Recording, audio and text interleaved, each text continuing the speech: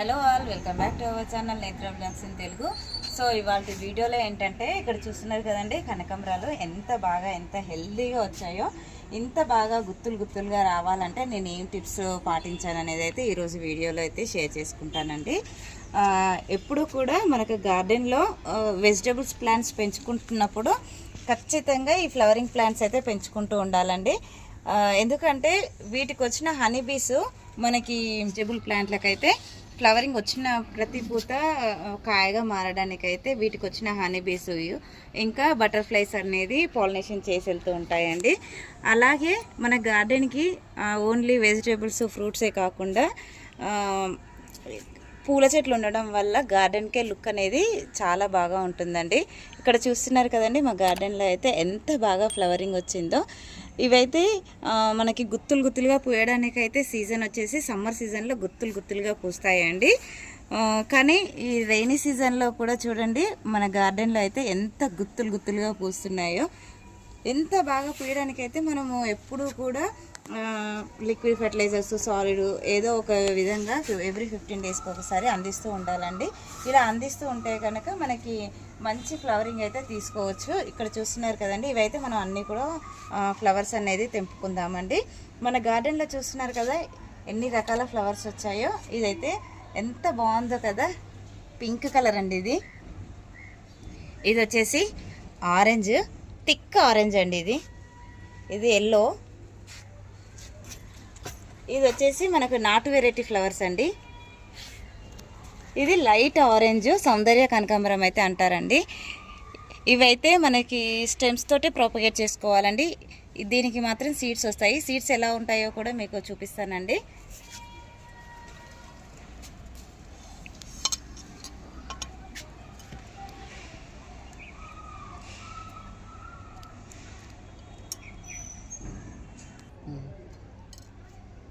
ఇలా కాయ వస్తుందండి. దీన్ని ఓపెన్ చేస్తే మనకి ఇలాగా సేమ్ టమాటా గింజల్లాగా ఉంటాయండి. ఇవి జస్ట్ మనం సాయిల్లో వేసేస్తే చాలు. సాయిల్లో కానీ కోకోపిట్లో కానీ వేసుకుంటే ప్లాంట్ అనేది వస్తుందండి. చూస్తున్నారు కదండి, మన గార్డెన్లో అయితే ఎన్ని రకాల ఫ్లవర్స్ ఉన్నాయో మీకు ఇప్పుడు చూపిస్తున్నాను కదా.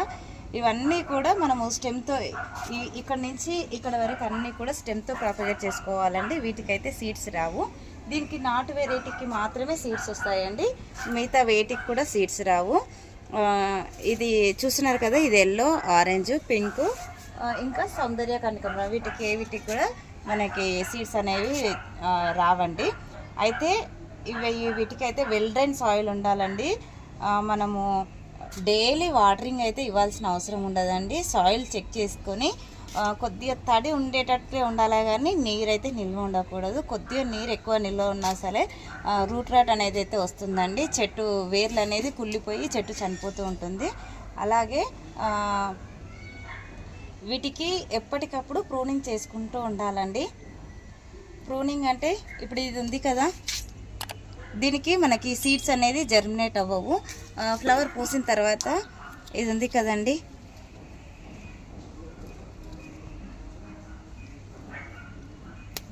ఇది ఇలాగా తీసేసుకోవాలండి.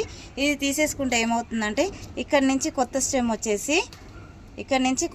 వచ్చేసి మనకి ఫ్లవర్స్ అనేది చాలా బాగా వస్తాయండి. అయితే వీటికి పిండి నల్లి యాపిడ్స్ అనేది అయితే వస్తూ ఉంటాయండి. కనకాంబరాలకు మెయిన్ ఆకు వెనకాల పిండి నల్లి అయితే చాలా పడుతుంది.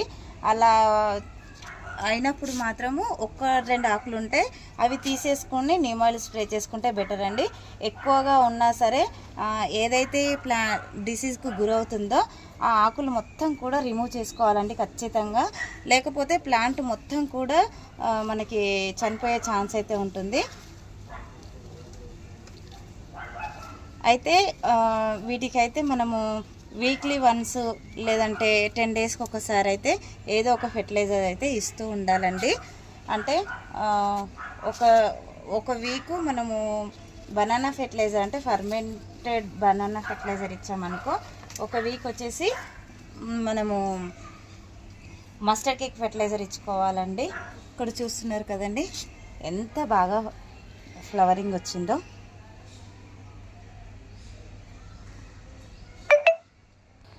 మనము ఫ్లవర్స్ని అయితే ఇలా వచ్చినప్పుడు ఎప్పటికప్పుడు మనం హార్వెస్ట్ చేసుకుంటూనే ఉండాలండి.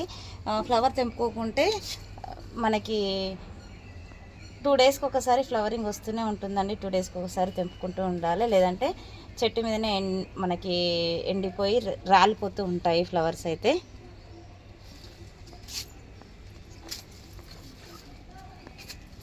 చూడండి, ఇది మనకి ప్లాంట్ అనేది బుష్గా రెడీ అయిపోయి ఇది అనేది లోపలికి ఉండే వరకు మనకి దీనికి చూసారా యాపిడ్స్ అనేది అయితే పట్టిందండి. ఇలా పడుతుంది. అలాంటప్పుడు ఒక్కదానికే వచ్చింది కనుక మనం దీన్ని రిమూవ్ చేసుకుంటే కనుక చూసారా, దీనికి ఇలాంటప్పుడు ఇలాంటి సమస్య ఎక్కువ ఉన్నప్పుడు ఓన్లీ సోప్ వాటర్ అండి నైట్ మొత్తం స్ప్రే చేసుకోవాలి ప్లాంట్కి. ఎర్లీ మార్నింగ్ వచ్చేసి మళ్ళీ ఓన్లీ వాటర్తో స్ప్రే చేసుకో. ఒక 2-3 టైమ్స్ అలా స్ప్రే చేస్తే కనుక ఇలాంటి సమస్య నుంచి అయితే మన ప్లాంట్లని కాపాడుకోవచ్చండి. చూసారు కదండి, మన గార్డెన్లో ఇన్ని రకాల కనకాంబరాలు అయితే హార్వెస్ట్ చేసుకున్నామండి. Yellow, pink, orange, normal rust colour అంటాం కదా కనకాంబరం కలరు, ఇది లైట్ ఆరెంజ్ అండి. ఇన్ని రకాలుగా హార్వెస్ట్ చేసుకున్నామండి. అయితే ఇప్పుడు మనం లిక్విడ్ ఫెర్టిలైజర్ అయితే ఇచ్చేద్దాము. ఇది మస్టర్డ్ కేక్ ఫెర్టిలైజర్ అండి. మనకి మస్టర్డ్ కేక్ లేనప్పుడు మన ఇంట్లో దొరికే ఆవాలను మిక్సీ పట్టేసుకొని డైరెక్ట్ ఇన్స్టెంట్గా వాడేసుకోవచ్చు అండి. నేను ఆల్రెడీ ఇందులో ఒక లీటర్ ఫర్టిలైజర్కి ఇంకొక లీటర్ వాటర్ అయితే కలుపుకున్నాను. సో ఇది డైరెక్ట్ ఇట్లా మనం ప్లాంట్లకి ఇచ్చేసుకోవడమే. ఇది ఇవ్వడం వల్ల ఫ్లవర్స్ అయితే చాలా బాగా పూస్తాయండి. ఐ హోప్ ఈ వీడియో మీకు నచ్చిందని అనుకుంటున్నాను. నచ్చితే లైక్ చేయండి, షేర్ చేయండి, ఛానల్ని సబ్స్క్రైబ్ చేసుకోండి. మరిన్ని వీడియోస్ కోసం బెల్ ఐకాన్ని క్లిక్ చేయండి. Thank you for watching.